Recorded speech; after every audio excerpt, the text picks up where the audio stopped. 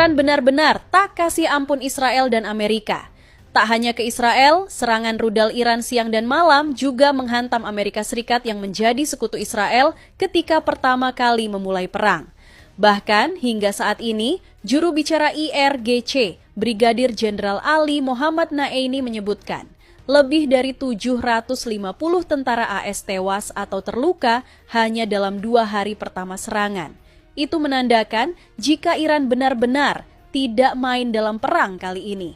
Bahkan, serangan bertubi-tubi dari Iran pun sampai membuat tentara dari Amerika ketakutan. Padahal Amerika dikenal sebagai negara dengan militer terkuat dan kejam. Tapi, karena serangan-serangan yang tak henti dari Iran akhirnya membuat tentara-tentara dari Amerika dibuat ketakutan. Dan berikut ini adalah ulasan lengkapnya. Kalau sampai pasukan darat dimasukkan ke Iran oleh Presiden Trump misalnya, saya belum punya bayangan pasti menang nggak Amerika itu. Jangan sampai sudah digelar di sana berkepanjangan, bertahun-tahun, dan tidak ada tanda-tanda untuk menang. Di samping itu untuk mengakhirinya, exit dari peperangan di Iran, sebagaimana dulu exit dari Afghanistan dan Irak dan juga Vietnam, itu juga tidak mudah. Iran bukan Afghanistan, bukan Irak. Nah, Afghanistan dan Irak pun sangat tidak mudah, apalagi Iran. Begitu, karena saya memahami geopolitik, memahami strategi, memahami peperangan lah dengan segala dinamika, hukum-hukum dan teorinya. Teman-teman, update dari Iran. Ini taktik cerdas dari seorang pemimpin baru Iran untuk membersihkan dunia dari kuman Amerika dan Israel. Jadi menurut beliau, mulai besok 10 Maret kalian bebas lewat Selat Hormuz dengan 2 syarat, usir dubes AS dan Israel di negara kalian. Menarik untuk kita ikuti apakah negara-negara yang jelas-jelas punya kedekatan terhadap Amerika dan Israel mau mengiyakan ajakan dari Iran atau seperti apa. Karena Selat Hormuz ini sangat penting sekali untuk kemudian melintasi dan kemudian memasok minyak itu dari Selat Hormuz gitu ya. Sehingga kalau Selat Hormuz tidak bisa dilewati, ya dampaknya terhadap harga minyak dunia. Dan sekarang mulai terasa banget harga minyak dunia udah sangat melonjak, dan saya rasa negara-negara pasti akan berpikir ulang apakah negara-negara yang punya kedekatan ke Amerika dan Israel akan mengiyakan ajakan Iran atau seperti apa. Menurut kalian seperti apa? Silahkan komentar teman-teman. Update kondisi perang terbaru, Cina ngebantu Iran untuk nyerang Amerika. Bantuan yang diberi Cina itu berupa informasi, bukan berupa senjata, pasukan, dan sebagainya. Menggunakan satelit terbarunya Cina, dia memberikan titik koordinasi di mana titik letak pangkalan Amerika, senjata-senjata Amerika, Israel, dan sebagainya melalui jaringan satelit terbarunya. Dan berkat informasi ini, Iran baru saja mengirimkan 4 rudal hypersonic terbarunya yang katanya super duper cepat yang bahkan belum bisa ditandingin, yang mengarah ke kapal Abraham Lincoln. Tapi dari pihak Amerika belum mengonfirmasi tentang kejadian yang sudah diklaim sama Iran bahwa rudalnya itu akan mengarah ke titik-titik mereka dan mengenai titik kapal kebanggaan dari Amerika Serikat. Dan kita sama tahu kondisi Iran memang sekarang tidak menguntungkan, tapi Iran mengalirkan rudal-rudalnya dan dibantu oleh Cina berupa informasi yang akhirnya memudahkan Iran untuk menargetkan roket-roketnya mengarah ke Israel, kapal-kapal Amerika, dan lain sebagainya. Dan sekarang kita tinggal nunggu video konfirmasi dari Garda Revolusi Iran apakah rudal-rudal yang telah ditembakkan ke kapal-kapal kebanggaan Amerika itu berhasil mengenainya. Kita tunggu aja update terbarunya gimana. Mau lihat ciri-ciri orang suka bom gimana nggak? Lihat. Did the United States bomb a girls' elementary school in southern Iran on the first day of the war and kill 175 people? In my opinion, based on what I've seen, that was done by Iran. Is that true, Mr. Hegsen? It was Iran who did that? We're certainly investigating. Still But investigating. the only side that targets civilians is Iran. We think it was done. We think it was done by Iran because they're very inaccurate, as you know, with their munitions. They have no accuracy whatsoever. It was done by Iran. Nah, dia bilang gitu kan. Sekarang coba lihat video. Ini adalah video pas misilnya itu kenain area di sekitar sekolah perempuan itu. Misil yang ngantem sekolah perempuan di Iran itu ternyata misil punya AS.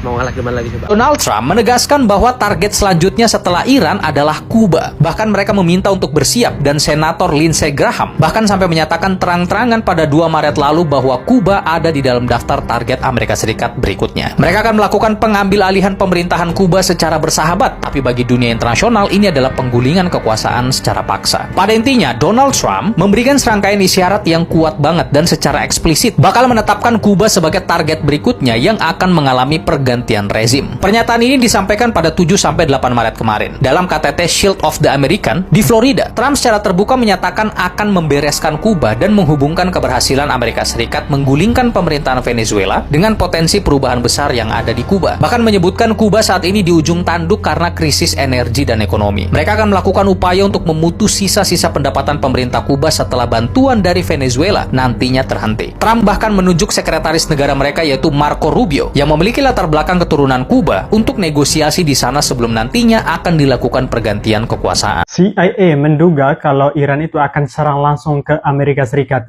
Bahkan Presiden Donald Trump itu menegosiasi ke Irannya. Dan Iran menyatakan kalau kami tidak mau bernegosiasi sama Presiden Amerika Serikat ataupun Israel. Mereka akan membalas kematian pemimpin mereka yang udah diserang oleh Israel berapa hari yang lalu ya.